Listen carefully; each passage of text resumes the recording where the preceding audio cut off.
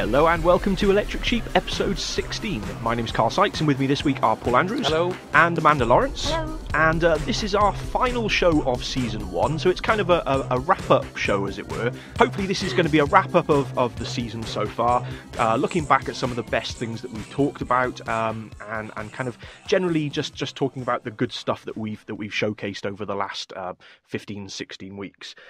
So what we're going to do is start off as per usual with our kind of round robin of what we've been up to this week. And I know Paul is looking at me here, raring to go with what he's been doing already to talk about this week. So Paul, what would you like to talk about this week? This week, well, I mean, I mentioned a couple of weeks ago that I've been working with the sports team, and they've been using Google Hangouts to do these live web chats. Yes. To prospective students. Well, they did another one this week. And again, it went really well. And for those of you that haven't listened before, the idea is they use Google Hangouts to do a live video broadcast into YouTube. Mm-hmm. And then because it's on YouTube, it means that the resulting video can be watched by students or prospective students on any online device that they have. So their smartphone, their games console, their smart TV, their computer, what have you. Right. But what they've done is they've made a little website and they've embedded this video into a website so that they've sent a letter out on a piece of paper to prospective students saying, thanks for making inquiries about our course. If you'd like to know more, you can tune in at this time on this date, and you'll be able to see and hear our lecturers talking about the course live. Right. And you'll also be able to ask questions to them live. So they have like a Twitter handle, they've got a Facebook page, they've got an email address. So people who are watching can, ask them questions, and they get answered live on air. Right. So it's kind of cool. It's the third time they've done it, but what we did this time, which was very nice, is not only did we use kind of the Google Hangouts, we also added, Google have released like an extra little toolbox that you can put in. So we were able this time to do some very nice kind of captions underneath the actual footage. So it looked more like a TV programme than ever before, because we basically had, underneath the two lecturers who were sat there talking, we were able to actually flag up their names underneath on this little bar, and then underneath that we had the little Twitter handle. So it was really good in the way that we can change the titles as we go along. So if they mentioned a particular tool or a resource or a website, we could actually flash up the web address of that on the video itself, as Fantastic. well as have that kind of interaction. That's super. But I did actually tune into the recent episode, yes, and I was quite impressed by the fact that, and that's the great thing about this, is that the more you practice using these packages, in this instance the Google Hangouts, the more stuff you can add to them, and the better tailored and honed they can become. Yeah. And I thought it was a fantastic session from Andy and Charlie. They had a lot of questions fired to them, as they have in previous weeks, and they answered a lot of questions very quickly and very concisely. But it was nice to be able to kind of see who you're talking to, know what the Twitter handle is. So if you missed the very start, for example, you haven't lost out on that way to contact them. Yeah. It's always there, and you can always get access and ask questions to staff if you need to. Yeah. Yeah. So I mean, for those two particular members of staff, and I was talking to them afterwards, and they basically, I mean, the journey we are going to get them on hopefully for the next season to come in and talk about it. But the journey they've been on, from the first time they did it, everyone was terrified, including myself, because we didn't know what was going to happen, to the third time they've done it, and they're doing it a fourth time again next month as well. They really enjoyed it this time. They actually said to me at the end, we really, really like this, because not only, I mean, it's a bit of a giggle, it's good fun, but also they were getting real interaction. But from their point of view, they are able to clearly demonstrate with hard numbers how many people are actually watching this, how many people are interacting. So when they have to report to their superiors, their line managers, because they have a task of promoting their courses. It's on them to promote their courses and get it out there. They can actually turn around and say, well, look, not only are we doing the face-to-face open days where students can come in, and not only are we answering the phone and doing emails and all that kind of stuff, we've actually got something that's real and substantial and logged, essentially. So they can say, look, this is what we're doing and this is the impact it's having.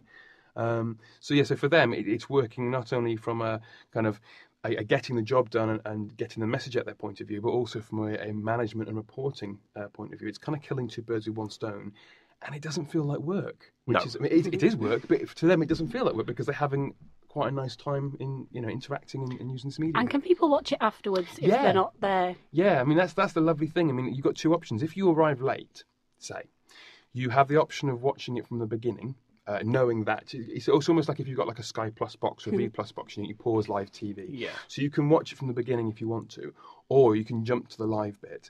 But after the session's finished, the whole video, YouTube does all of the heavy lifting. It basically takes the whole video, formats it, compresses it, and puts it up on your YouTube channel for anyone to watch anytime they and obviously like. it logs all those viewing figures as well, yes, doesn't it? Yeah. Oh, excellent. And so what we've done is like in the YouTube video, I'm gonna put a link to it on the website. But on the YouTube video that they've done, we're able to put in the comment section kind of a link back to the website that they've done, so we can say if you've got any further inquiries, you can go here, and here's how you can contact the team. And we do tend to find that a lot of the questions come through after the video is finished as well.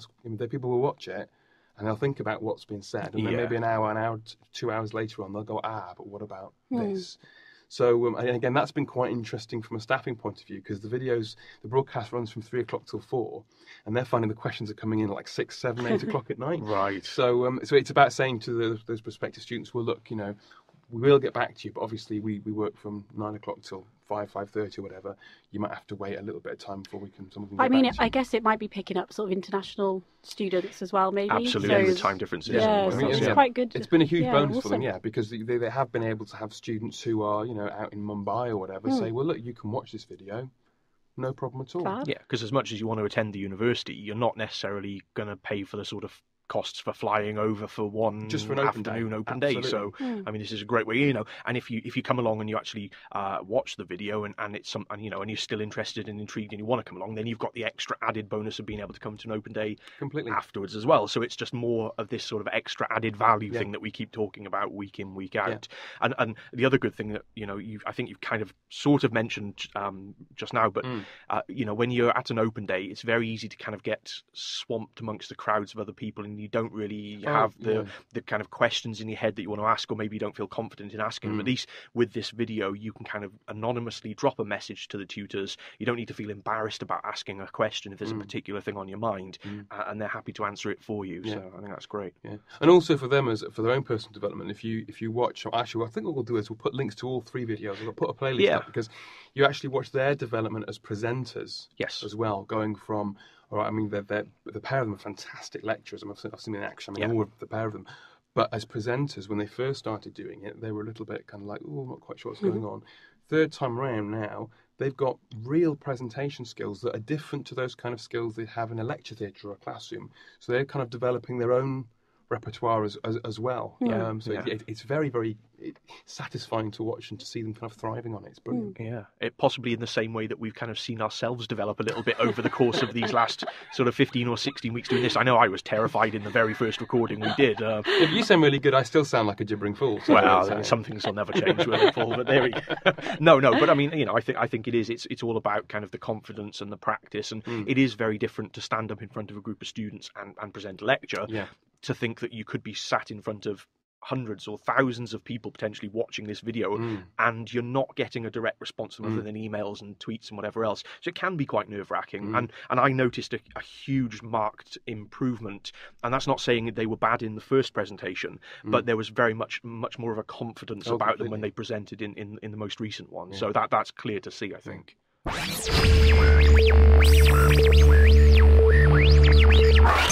Mr. Sykes, how's your week been? What have you been doing? It's been a quiet week in the sense there are no students around at the moment, because most of the students have disappeared off for our Easter break. This has been recorded the week before the Easter break. But most of the students have disappeared off now. So what I've done is I've taken a bit of time this week to have a look at a few bits of technology that I haven't really had a chance to dabble with before. And the one that's caught my eye and I've spent a bit of time working on this week is something called Mentor Mob. Okay. Now, I don't know if you've heard of that before. Essentially, it's in a nutshell, it's a social bookmarking site. Right. But it's a social bookmarking site tailored specifically towards teachers or lecturers who want to present information to students. It doesn't have to be used that way, but that's how the site has been set up. And essentially what it does is it lets you create what they call learning playlists. Those playlists can include a number of different elements. So it might be an entire web page. It might be a video, a YouTube video. It might be a file or document that you've created that you want to upload, or a PDF, whatever. It can be a file that you type directly into the playlist itself. Right. And it also lets you set pop quizzes, essentially, at the end of this playlist. So you add the document, the file, the website, the video, whatever it is you want to add. Students log in at the very start, and they start in the order that you want them to start, and they move along with a simple click from playlist to playlist to playlist, which essentially is the website or the video or whatever it might be. And once they've worked their way through all of the steps that are available to them, they come out at a quiz at the end that kind of tests their knowledge of what they've learned so far. The thing I really like about this is it's very, very simple to set up and create. It's really easy for students to navigate their way through. Each of the pages is very clear and separate, but although a web page, for example, is embedded into the playlist, all the hyperlinks are still available and working within the playlist, so students can go off and look at other stuff if they want to. The YouTube videos, although you take the URL of the video page on YouTube, it essentially embeds just the video into the playlist, so all the extra bump around it isn't there to distract the students. It'll take your PDFs, Word documents, whatever else, and it will just chuck them in as part of the overall playlist that you're setting for students. And I find it a really nice tool. I think, although it's very, very new, this site's only been up and running for, I think, about 6 months, so it's still an early version at the moment. It is in the top 100 free tools list. I think it's coming in around about 30 or so at the moment, which is pretty good considering it's only been going for 6 months. Very good. And all the reviews I've read so far are hailing this as potentially a really useful tool that teachers and I think maybe at the moment it's probably more tailored towards maybe primary and secondary school teachers. But I think the potential is there for academic staff at further and higher education to make use of this tool. Oh, fantastic. It's very, very nice to say, very simple to navigate. You can share the playlists with whoever you want to share them with. So you can either make them public and open to everybody, or you can kind of set an intermediate lock on them, so you share the link with people and only those people can view it. You can share the editing rights to the playlist as well, so you can make it available to as many people as you want to edit the document. And you can also embed the playlist itself directly into your blog or website or whatever else you use. So the great thing is, it's very, I'm pretty much recapping myself now, but it's very, very quick and simple to set up, very easy to navigate, very easy to share, and very easy to embed into any site basically that you've got available. It is a fantastic site, and I don't think my discussion on it just now has kind of done it justice. Really is the sort of thing you do need to drop in and have a look at. The great thing is there are loads and loads of pre-created playlists that are available for you to view on there. So you can look, as long as people have set their settings as public, you can drop in and you can have a look at the existing playlists and kind of navigate your way around and see what's available. And if they're available in public to share on Mental Mob, then essentially you can embed those existing playlists into your own websites or blogs and not have to kind of reinvent the wheel, as it were. They're all set in specific subject category areas. So if you're looking for something about, I don't know, sort of IT or film studies or mathematics or whatever it might be, there are already preset categories that you can look into, and if it exists, it'll be in those preset categories. So it's very easy to find the sorts of things you're looking for. And if it doesn't exist, you can create your own playlist and drop it in there to share with others. So I highly recommend that people go and have a look at this site. It's a really, really useful tool. And actually, I think it's something that I can see myself using quite regularly, if not in a teaching role, just to kind of get information out that I want to share with people about great stuff that I found. So, for example, you could create a playlist on Mental Mob just about the technologies that we're talking about within these podcasts, for example. And you can direct people instantly to the websites that they can download the technologies from, but you can incorporate your own information that you've created as part of these playlists as well. Really good. Yeah, so it is a fantastic site, and I do recommend that people drop in and have a little look if it's something they're interested in. And we'll put the links on the site as per usual, so do feel free to do that. Brilliant.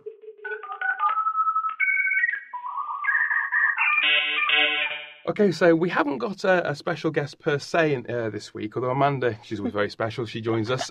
She's always very welcome.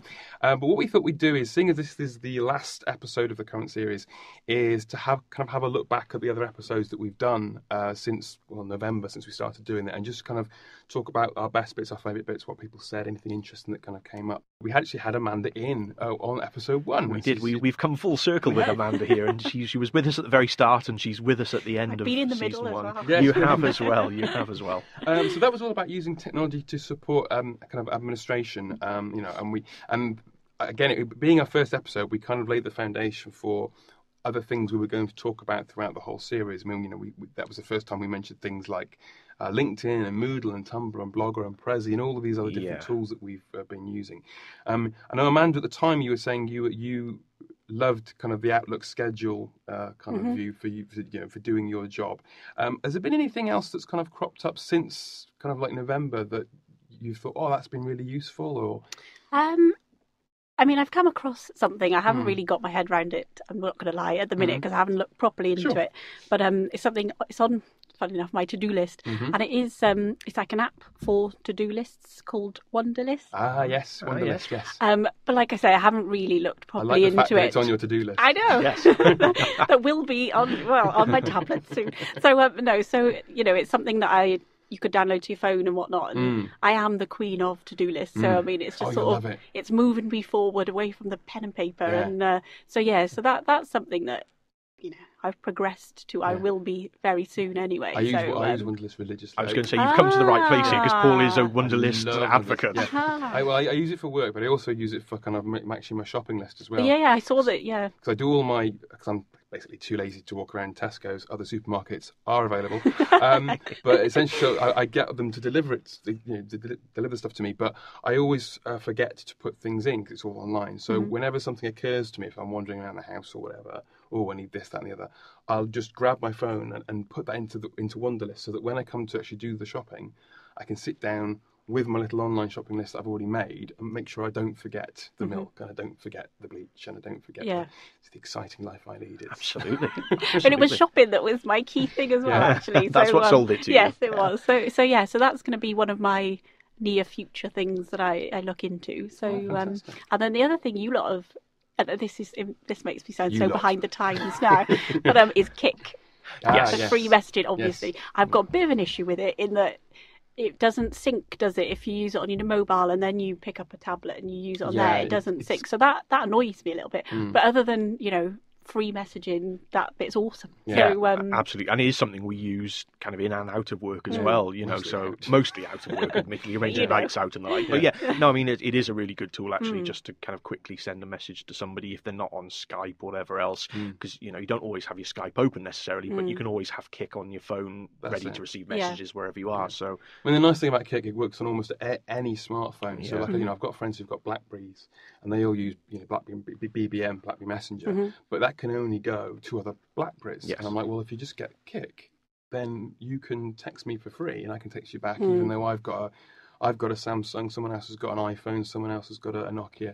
And it just works. Yeah. And I mean, the nice thing for me, I live sort of out in the sticks, and I have awful mobile reception. So I could leave my house, drive down the road, and have 10 text messages that I couldn't get in the house. But I can get it at home because it doesn't run off your mobile signal. So that's quite awesome too. So and I did notice there that Paul, as he has done in every episode, has managed to drop his new phone in yet again. I mean, literally, this is some sort of record now. If the Guinness World Records are out there listening, if Norris McWhirter, God rest his soul, is listening, then maybe we've got a record going on. Get shares in Samsung. Absolutely. Get a new phone every year. That's what it is. But I mean, just going back generally to the first episodes, it was a huge learning experience and learning curve for all of us, I think, doing that first podcast. And we did, I feel perhaps we did kind of go a bit mental and chuck out as much stuff as we could possibly talk about. Whereas I think maybe we've tended to kind of refine and hone what we talk about from podcast to podcast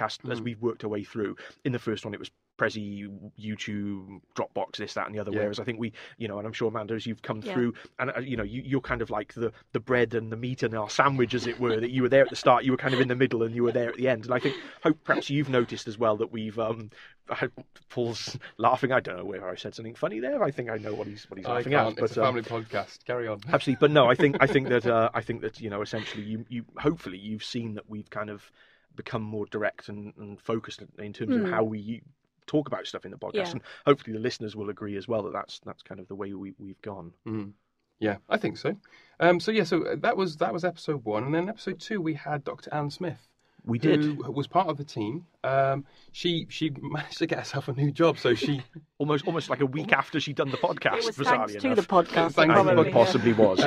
So she came in to talk to us about how technology could be used to support academic research. Yeah. And I know that was one of our more popular episodes, particularly with the students, certainly within the University of Wales Newport, because she did start to talk about kind of real nuts and bolts in terms of what tools can you actually use to do research? So she was kind of mentioning things like Evernote. She was talking about using Google Docs forms to make online surveys, so that to collect your data if you want to. She was also talking about using LinkedIn as well to make connections. And Academia EDU again. So if you are a researcher, be it undergraduate or postgraduate, and you want to follow the research outputs of an individual, you can. Yes, you could follow them on Twitter, but it's also worth connecting to them via sites like Academia EDU and LinkedIn, where provided that individual maintains their own profile and keeps it up to date, you can be kept up to date on the work that they're doing, often before it actually gets published in journals, which is quite handy, because there is a bit of a lead time from actually writing a journal paper, submitting it, having it peer reviewed, getting it sent back, making some adjustments, and then resubmitting it before it gets published. So there can be like a fairly big gap in between actually writing a paper and seeing it published. Yeah. So using the kind of these online tools, you can actually stay up to date, if you like, with everything that's kind of going on in whatever your field of interest it might be. Yeah, absolutely. Well, I heard quite an interesting anecdote actually yesterday about LinkedIn. There's a member of staff here at the university who was running a talk in Cardiff, and essentially all the marketing she did for it was just posting it on LinkedIn, and that was it. She expected around about 15 to 20 people to turn up for the talk. In the end, they had 40 people and 60 on the waiting list trying to get in, just because the fact she'd only posted on LinkedIn, but because her LinkedIn contacts were so targeted, it was exactly the people who wanted to come to the talk on the subject she was giving. So actually it works very nicely as a targeted marketing tool to sell your research or your talk or whatever it is you're doing to a very specific and focused audience. So that was quite interesting. So that was episode 2, and then in episode 3 we had Dr. Joe Smedley in, who is the head of our CELT, our Centre for Excellence in Learning and Teaching. And the podcast was titled kind of Using Technologies to Form Communities of Practice. So we were kind of focusing on how you can use technologies to kind of bring people together. A community of practice, just a quick recap basically, is a group of people who come together to share ideas and thoughts and methodologies about doing something. So they're not just interested. It's not like a book club per se. Nothing wrong with book clubs, but it's not like a book club where people come together to talk about a book. A community of practice, it would be a group of people who come together to talk about how they're actually going to write a book. So they're going to do something. So in the context of education, we were talking about community of practice in terms of you can have community of practice of staff who want to come together and say, well, how are we going to teach this particular subject to the best of our ability, what works and what doesn't. But also you can turn your classes themselves, your students who were there to learn a specific skill or set of skills. If you can turn them into a community of practice, it means that the students will not only start learning from you as the educator, but also from each other, because they start to share their ideas and resources. And then maybe even if we link it back to the Academia EDU and the LinkedIn, they can pull in ideas from other external folks as well. So that was quite interesting. And the other thing we kind of touched upon was the whole kind of concept of people's lives being dominated by technology. Yes. And how to make sure you don't become a slave to the email or a slave to... And that's certainly something that's cropped up time and time again, I think. I'm pretty sure, just referring back to the interview with Dr. Carl Peters, again, that was something that he brought up, that technology was great, but, you need to know the limits in terms of your limits, in terms of how much time you have available to be a slave to technology, and to not, yes, it's great to have Skype and it's great to have Kik and emails and everything else, but sometimes you need to kind of distance yourself a little bit from that technology and give yourself the break that you need. So absolutely. So I think that was the clear message that came out of that one. And there were some very good tips there for managers of departments who need to manage people. And obviously, you want to embrace technology and you want to have productivity and workflow, but also making sure that you're setting the right example, should we say, to the staff by doing things like not contacting them after 5 o'clock.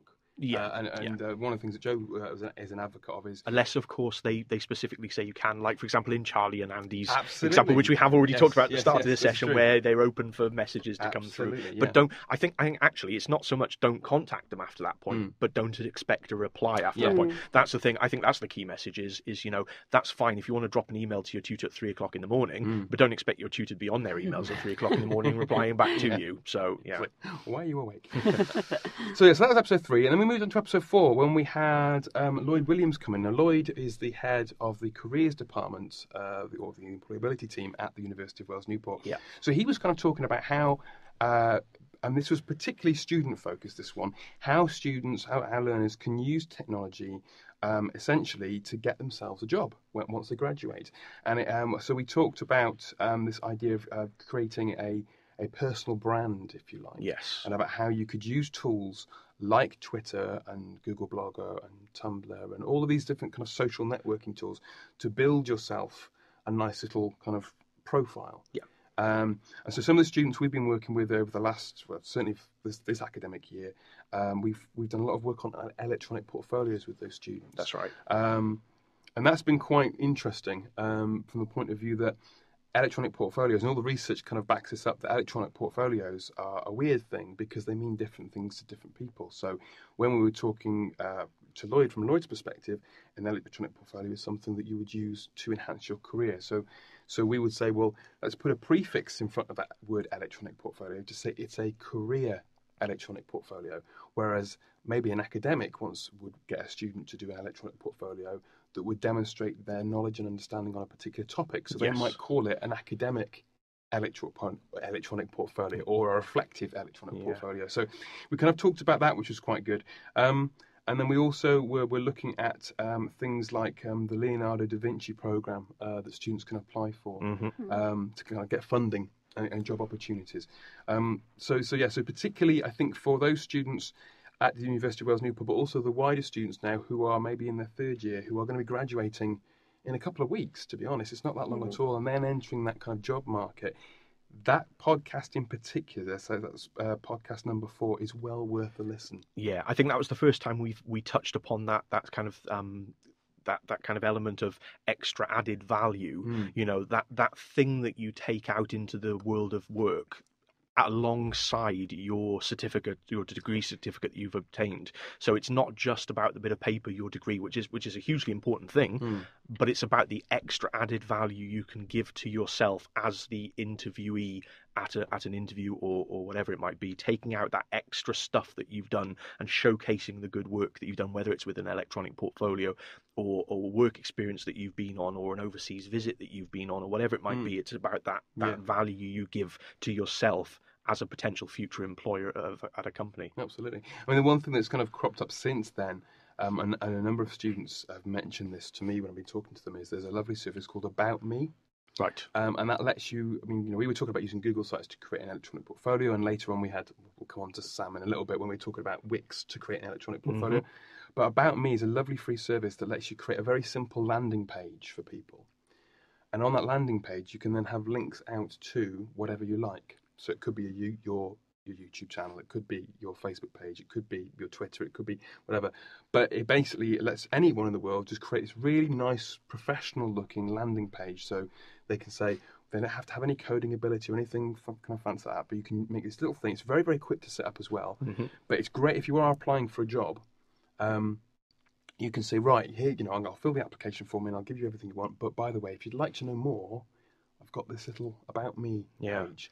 Go and check it out, and then you can click on the links and find out, more about me if you want to. Well, that's really useful. Yeah, it does sound really good. I mean, I undertook fairly recently a postgraduate certificate developing professional practice in higher education at this institution, and one of the things that we had to think about and focus upon was your electronic footprint and how wide and outreaching was your electronic footprint. And when I thought about my own, I thought, well, I'm on Facebook and I'm on Twitter and I'm on Tumblr and I've got an e-portfolio and I've got a blog and actually there's all this stuff scattered out into the universe, but how do I bring it all together into one place that's easy to kind of navigate between everything and give a good picture of who I am? So something like About Me sounds like the ideal way of doing that. At the moment, what I've done is just created essentially another electronic portfolio and pulled everything together into it, but actually something like About Me, which is specifically focused and targeted on that, sounds like the better way forward. So that sounds like a really useful tool. Cool. And then we moved on to episode 5, and episode 5 was a weird one because we didn't have a guest in. That was the first time we actually turned around and said, right, well, it'll be say Carl, myself, and we brought Lindsay in as well, and we were talking about mobile learning. And how people can use this whole kind of plethora of free apps to actually get things done. And the thing that kind of came out of that, certainly for me, was although you can get specific apps for these mobile devices, the really powerful ones were those which were tied into an existing service. Yeah. So that if you or your learners don't have a tablet or a smartphone or whatever it might be, you can still use all of the functionality via the website that these services offer. So I'm thinking along the lines of Dropbox, Evernote, Skype to a certain degree, because essentially, particularly with things like Evernote and Dropbox, one of the challenges that a lot of schools have at the moment is that they don't have permission to install the software onto their computers. No, that's right. So with these apps, with these services, because they offer browser-based alternatives, you don't need to have permission to install them. They just work from a web browser. So you can still make use of that functionality irrespective of how much kind of control or administration rights or whatever it might be you've got over your hardware in your institution or in your class, basically. Yeah, I think I remember, Amanda, in the very first episode, you said Dropbox was something that you've really taken on board with, and I think you'd probably agree the same, that it's great to be able to carry all your stuff around on your smartphone or whatever else it is. But sometimes when you're tied to your desk and you are just working at it, it's great to have that ability to kind of do all the stuff on your computer, but know that when you leave, it's on your smartphone and you can take it away with you. So So that was good. What else have we got? Right, episode 6. This is this episode 6 was lovely because episode 6, if you remember, was the first episode we actually got someone who doesn't work for the University of Wales Newport to actually come in. That's right. Yeah. So we had Andrew Williams pop in. He's the school's ICT strategic manager for Merthyr Tydfil. Now I know he listens to this, so hello Andrew, you're a fantastic guest. But this was the one part I really, really enjoyed this podcast because not only was Andrew a brilliant guest, he's very funny and charming, and he's very knowledgeable about all this stuff, but the kind of the breadth and the depth of the discussion that he was able to bring was just phenomenal. Yeah, absolutely. So we were talking about things. We talked about the Raspberry Pi, for example. We mentioned where are we? Again, Google Docs forms kind of came up. Andrew was kind of talking about much more about people and the challenges that the institutions have on a people level in terms of how, if you're going to integrate technology into your learning culture, how do you do it on the ground? Yeah. Because it's not really about the technology as such, because by and large the technology kind of works. Yes, it is about money because you have to buy the hardware in, but it's more about how do you give people the time and the space and the confidence to actually say, right, I'm going to have a go at this. Yeah. And Andrew sees it from kind of a number of different angles. He's the guy that everyone comes to from the schools and says, we need 40 iPads. And he says, why? And they say, because they're iPads and we need them. So, he does a lot of firefighting, I think, in that sense. And so, that was interesting to get his perspective in terms of, kind of the wants and needs of the schools he works with, and also what he can suggest to them as alternatives to the technologies that they almost feel they should have. Completely, yes. But actually, there are better stuff out there that's cheaper, or at least, if not better, does the same job, but at a cheaper price, which, schools' budgets are being cut left, right and centre. So it's a really huge value to them to know these things. The thing that was stuck in my mind when he was basically talking about iPads, and he was saying it's just a tool, it's a tablet. Yeah. So, he'd be saying to people, look, okay, fine, you're saying you need a tablet. What do you need a tablet for? And then when they give him the rationale for it, he'll then say, well, okay, you have options about which tablet you buy. Yes, it might be an iPad, but it could be a Nexus. It could be a Samsung. It could be a Samsung again. That's a really, really good one to listen to. He also, he didn't come in to kind of plug this, but he kind of mentioned it at the end. He was just at that stage about to launch his website, Learning Opens the Magic Door. Yes. So I'm going to drop that one again because I'll put a link to it because it's well worth a look if you are an educator to see how you can use technology to enhance learning and teaching. It's a lovely, lovely site. And sometimes you just need it pointed out to you. You've got things that you might want to do, but you need that somebody to point you in the right direction. Absolutely. Yeah, because you have in your mind, you know exactly what it is you want to do. You just don't know the intricacies of what's best, the best tool to do the job, and you don't want to leap in with 2 feet and just pick the first thing that comes to mind. Completely. You want that kind of guidance and hand-holding almost to kind of point you in the right direction. So then we moved on to episode 7. Now, hand on heart, I mean, I've loved all the episodes and all the guests we had, but I think there's 2 episodes that for me have been my favourite, and episode 7 was one of my favourites. I know who this was before you even say it. This is Dr. Mike Reddy. Absolutely. I mean, I've known Mike for a long time. He's a fantastic kind of speaker. Yes. His knowledge, not just about kind of like how you use technology to enhance education. I mean, obviously his specialism is in kind of he's an advisor to Turnitin, kind of plagiarism software, but also because he kind of delivers on the video games design courses we have.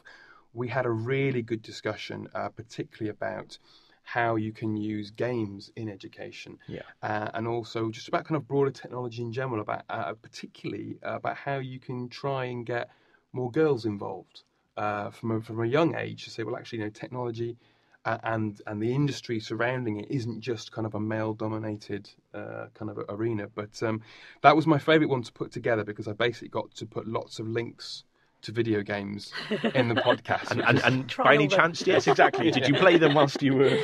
I might have tried a couple. Yeah, but I mean that was nice because for me it was that kind of bridged my kind of professional role with my passion. My passion outside is video games. Yeah, and I've got to say, for someone who isn't a gamer per se, I mean, it's not my background, and I'm not hugely into gaming, but I found it an extremely interesting podcast from the point of view of someone who doesn't delve too much into gaming, but certainly from the information that Mike gave me, there were a load of great links that I could go to and actually kind of get an idea and a better grasp of how you take these games and integrate them into education and make it something useful and purposeful. Yeah. Well, I think because I mean the preconception is a lot of the time that you see it in the wider media that games, if they want to depict video games, they'll still go back to those 1980s kind of tropes with the bleepy music and the blocky graphics.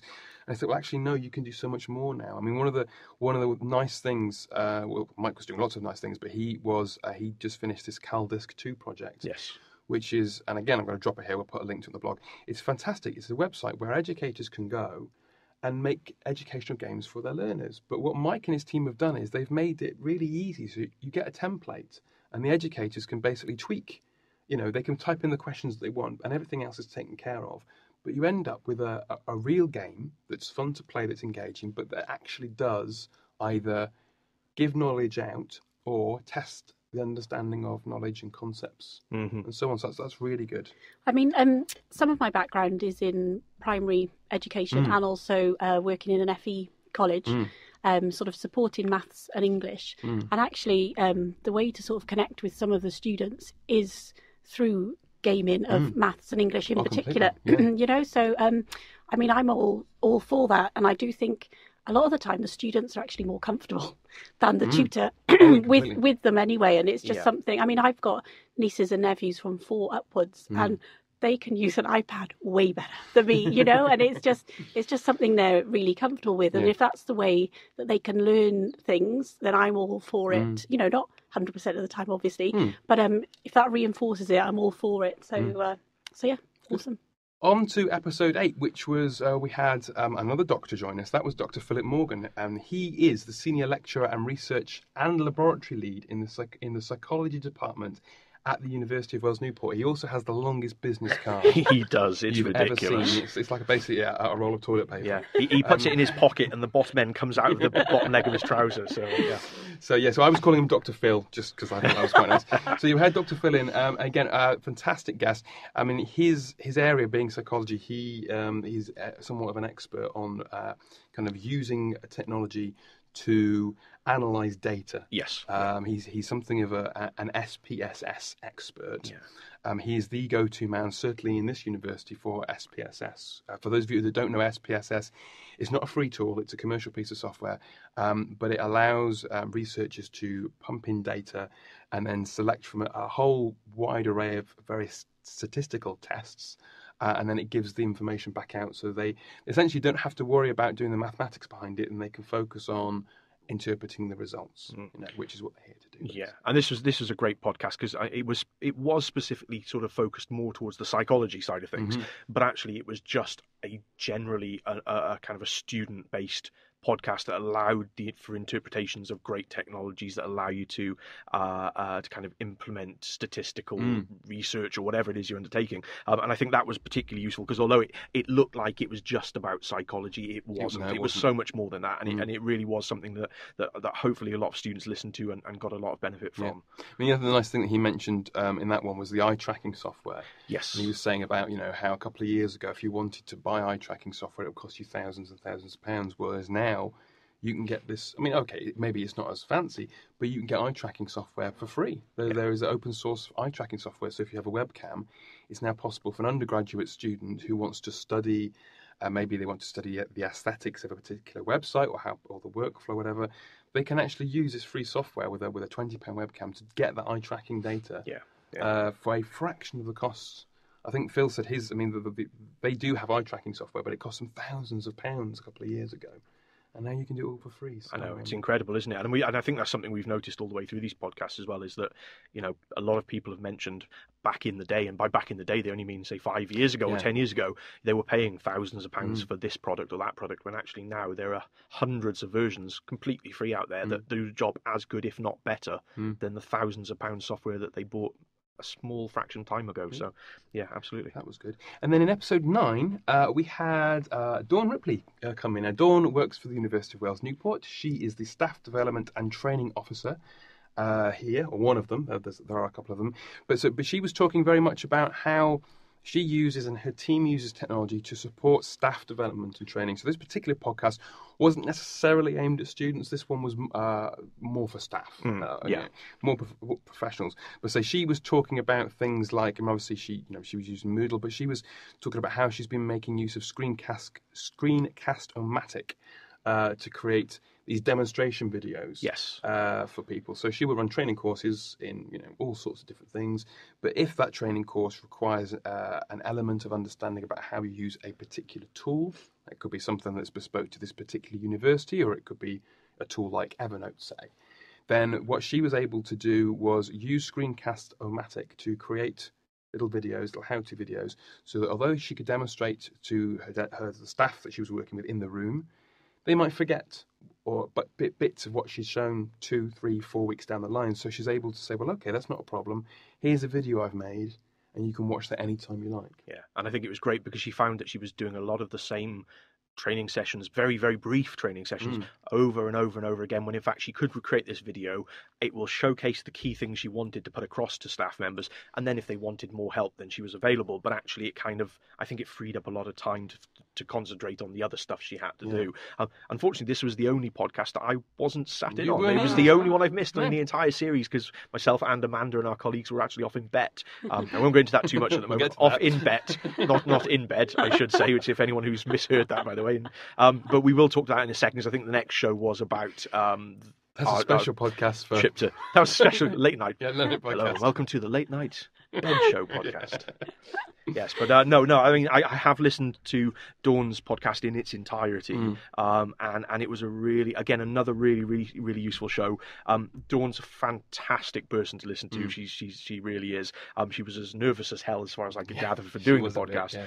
But she comes across very well, and gives a really informative overview of the technologies that she uses. So highly recommended again. I mean, the nice thing that she mentioned as well was how she used Skype, which was quite good in terms of she uses Skype particularly with our team. Yeah.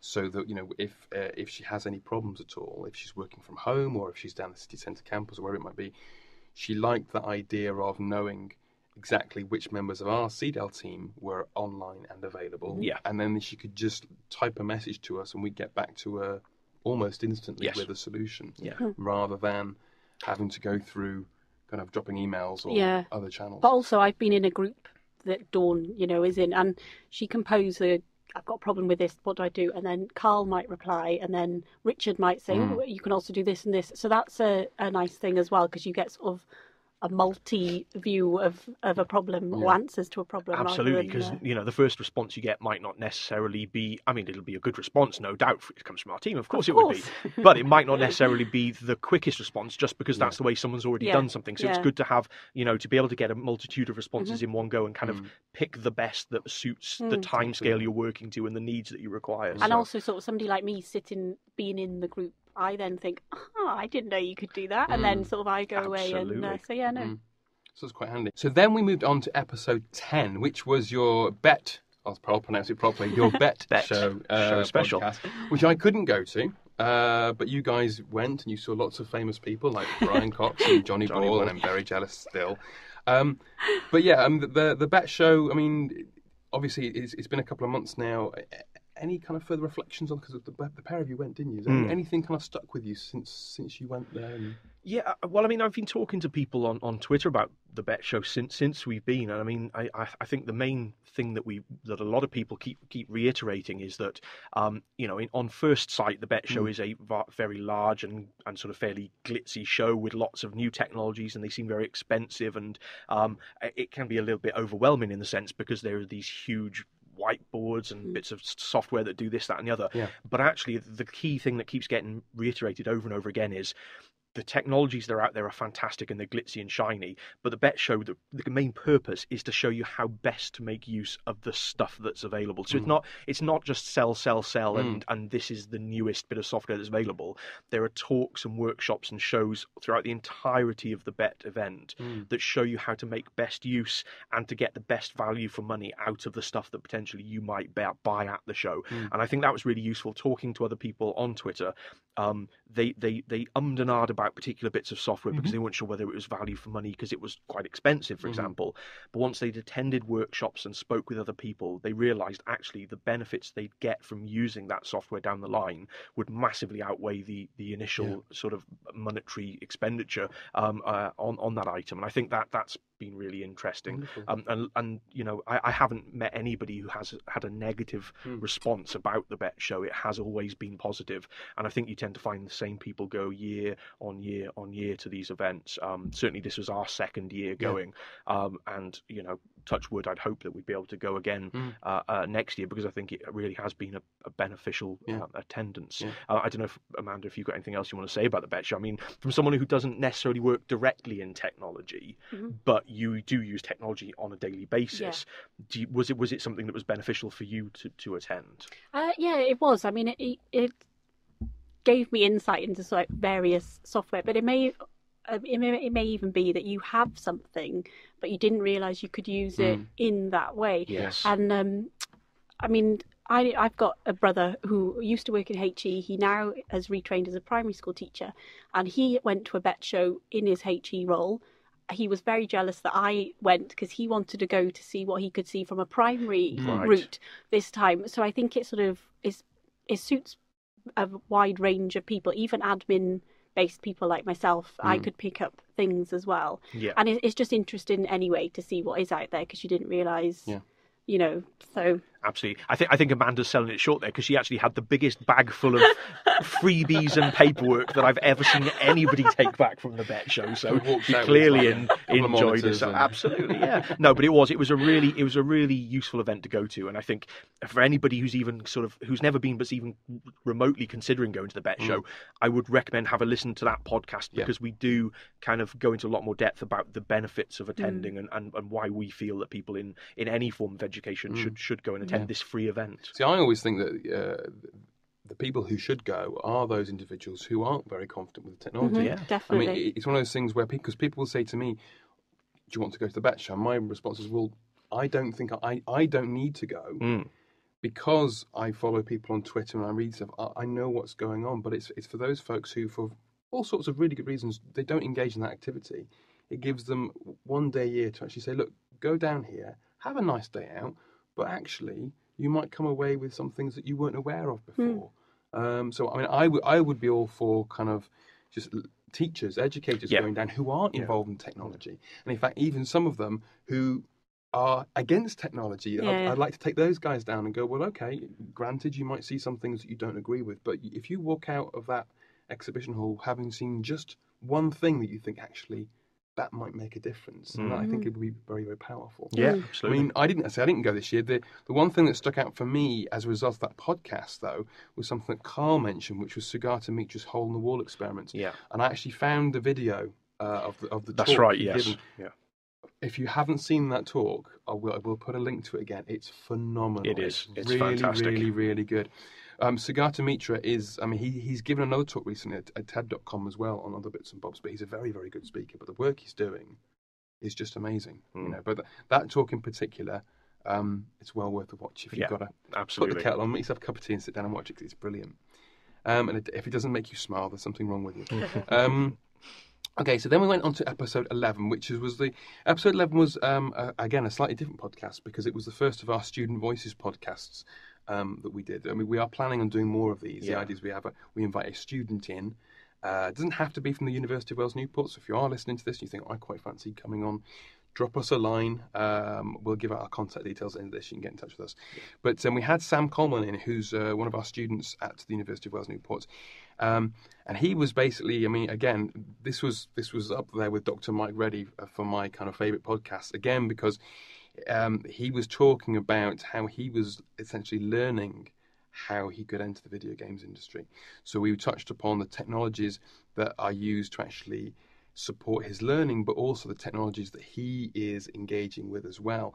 So Sam mentioned at the time he was developing this game called Leviathan. Yes. And he's now set up the blog. The blog is now live, so you can check out how he's getting on with that. And he's making some really good progress on this game.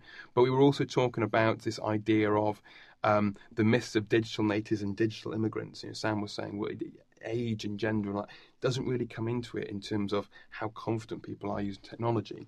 It's just a mindset. Yeah. But what he was saying was that, you know, you can get people who have a different mindset that don't want to use it, but will then turn around and go, I'm too old for this, or, you know, all the youth, they grow up with the technology, therefore.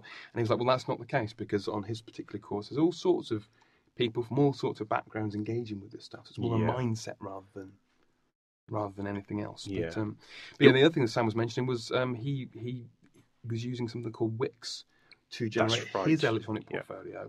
And the lovely thing about that was that we'd shown them how to use Google Sites, but then Sam, he looked at Google Sites and he said, this is okay, but it doesn't quite meet my requirements. And then another student kind of came up to him and went, oh, by the way, have you tried this? So it kind of gave a little insight into the kind of the support network. I mean, we talked about community of practice earlier.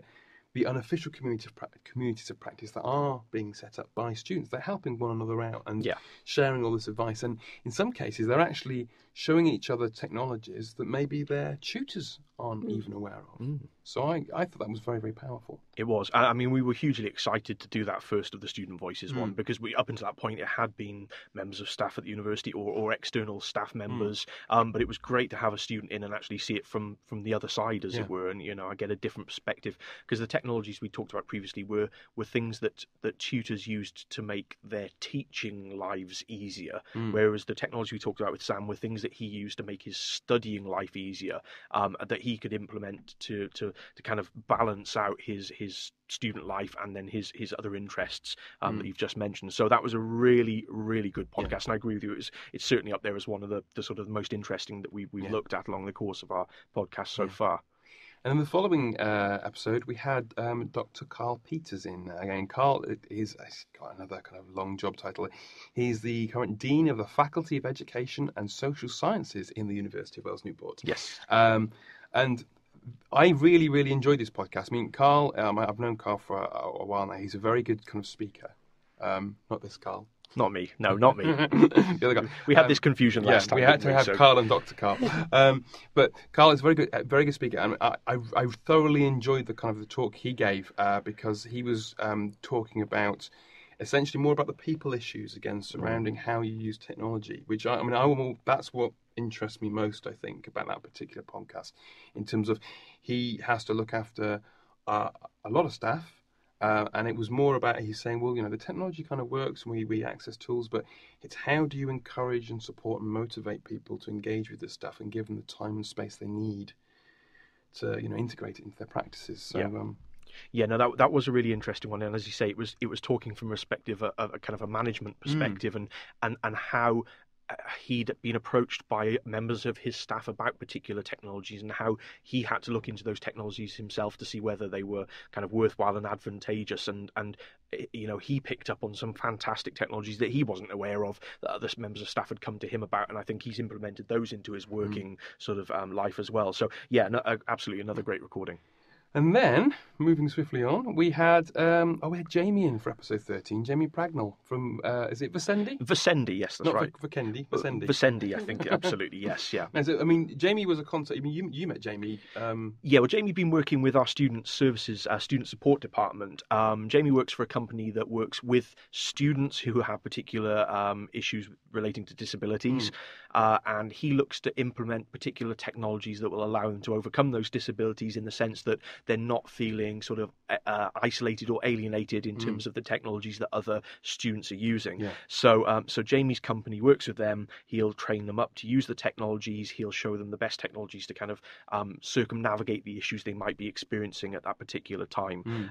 That was really, really useful, and I hope students who may have kind of particular disability issues, and that might be anything ranging from kind of visual impairments through to colour blindness is something we touched on in there, and beyond. But I hope some students who have listened to that and maybe gain some worthwhile technologies that might help them out if they're sort of struggling with anything. And we have put Jamie's details on the podcast as well, so he's worth getting in touch with, possibly via our student services in the first instance. Yep.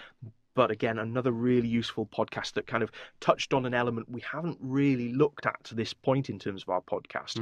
We talked about students and the technologies that are available quite a lot by this point, but we hadn't specifically focused on those students who maybe just weren't able to make the most of the technologies we had talked about previously. So we wanted to give them an opportunity to look at what else was out there and make their lives a little easier. Yeah, the thing I liked about it, it seemed like a natural follow-on to the podcast we had about the mobile learning. Because, it kind of said, okay, well, yes, these things are out there, but then Jamie was specifically name-checking apps, free apps that you could get, which would support students or learners or anyone really in their individual accessibility and requirements. And Jamie, to his credit, he actually dropped us a line after the podcast, and he sent through this PDF which he'd made, which lists a whole load of other kind of tools and resources that we didn't get around to talking about on the podcast. So we put that up as well. And again, I'll put a link to it under this one because it's well worth it. I mean, you can print it out if you want to. Yeah, and that was massively useful because we are sort of fairly limited in terms of the time we have in these podcasts to talk about everything. And of course, naturally, there'll be things you just don't think about at the time. So it's great to have someone come back to us and say, I know we've talked about all this great stuff, but here's all the other brilliant stuff that your listeners might want to make use of. So yeah, again, refer back to that. I'd highly recommend it. And then episode 14 was another Student Voices one. It was only a couple of weeks ago now. We had Fran Curl come in. Very funny. I mean, I think we laughed pretty much all the way through that one. She's hilarious. We did. Brilliant. But yeah, Fran Fran is she's doing a master's degree, and she is aspiring to become a professional writer. Yeah. So that was more about how you can use technology if you are interested in getting into that field.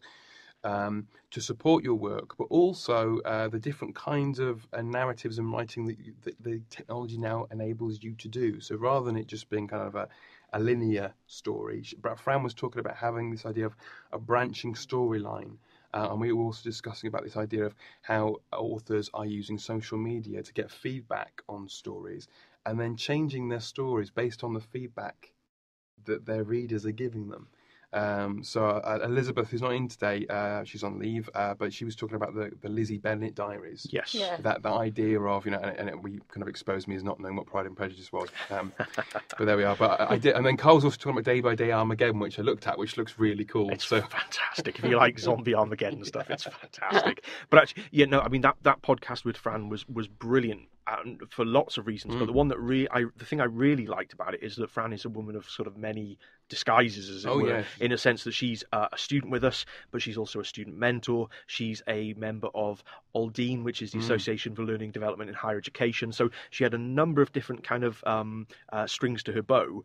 and she was able to talk about the technology she uses to best help in all of those aspects. So we covered quite a wide spectrum in terms of what she does and the technologies that are available to help her in each of those aspects of her life. So that was particularly useful because we covered a lot more, I think, than we would necessarily if it was just to talk with a student, or just to talk with a member of staff, or just to talk with a member of an institution. So that was a really useful. It felt like it was a 3-section podcast. It did. That one. It did. It was very much about, okay, we'll talk about students, talk about her mentorship, but also talk about the work she's doing with Aldine, which is brilliant. Yeah.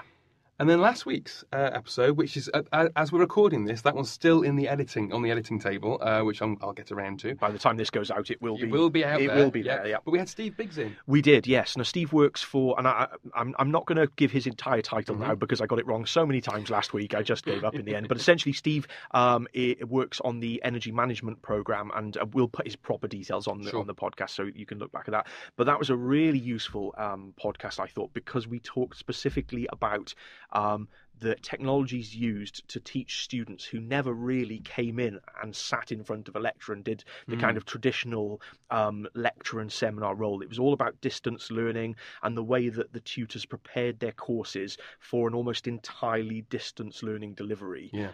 And that was particularly interesting because we haven't had anybody in prior to that who's kind of been involved necessarily in that particular role. So it was great to look at the way in which Steve prepared their lectures, but they were essentially online video lectures, Prezi presentations, and a huge glut of other technologies that he used to kind of put that information out there.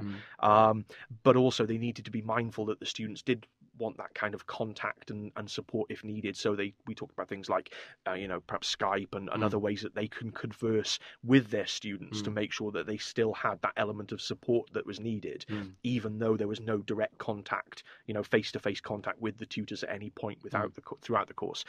So yeah, that was really useful podcast. The thing that struck me about Steve, and I hadn't met him before. I mean, I took an instant liking to him anyway. He's a very, very nice guy. But the way that he actually would integrate technology, but he wouldn't just do it kind of willy-nilly. He would actually check out a particular tool, try it for himself, and then go, right, can I use this? Is this going to be a benefit to either me or my learners in some way, shape or form? And then he'd make that decision. I mean, and it was quite interesting for me to get an insight in terms of how he'd been working with yourself to actually say, oh, Carl, I found a particular tool and I've tried it out a little bit. Yeah. Can you just kind of give me a couple of pointers in the right direction? I mean, that was like a breath of fresh air for me. Because that was phenomenal. Absolutely. To have a member of staff who was willing to just kind of chuck himself in the deep end and have a go at something. And I'm sure there's loads of things that he's never approached me about because he's tried it and gone, nope, that doesn't do the job. I know it doesn't do it. And then, and he's not afraid to come up and go, I'm stuck on this. I've had a go. I've done quite well, but I'm stuck now. Now I need that training and support. And actually, yeah, you're right. That was a breath of fresh air to have that response from a member of staff. And it makes your life easier because you know already it's something they're interested in. Yeah. So you're not kind of trying to, not trying to hard sell something to people that might be interested but possibly won't be. You knew this guy was interested straight away, and it was just a case of tweaking and sort of fine-tuning the elements to make sure it worked in the way that he wanted it to work. Absolutely. Yeah, so that was a really great session again. And that's it.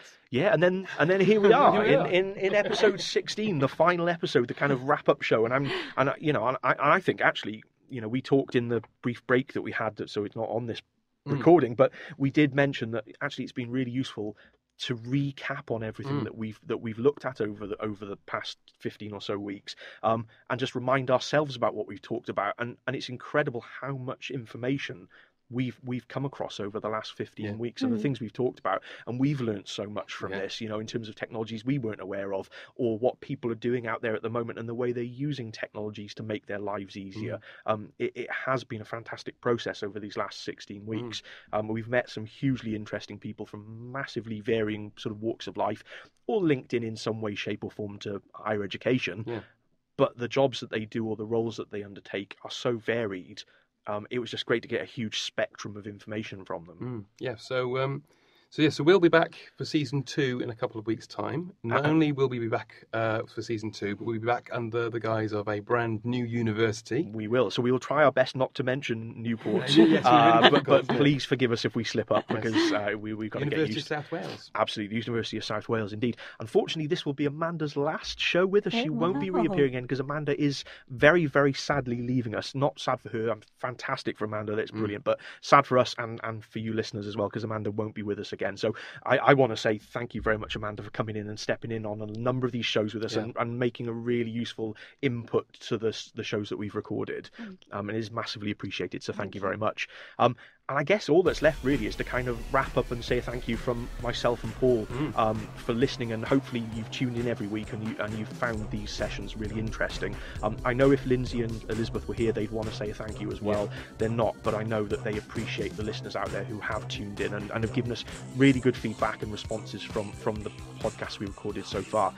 If you are listening and you're interested in coming along and being a guest on a future show, again, by all means, do get in touch with us, and we'll put our contact details on the website, so you can get in touch with us and perhaps see if we can get you in and do a podcast recording with us. I should probably say thank you on behalf of the listeners, as well as me being one of them, for all the tips and tools that you've been giving us as well. So no, you're more than welcome, Amanda, and everybody else who's listening. And bless you. Yeah. So basically, thank you very much, and hopefully we'll catch you all again in season 2.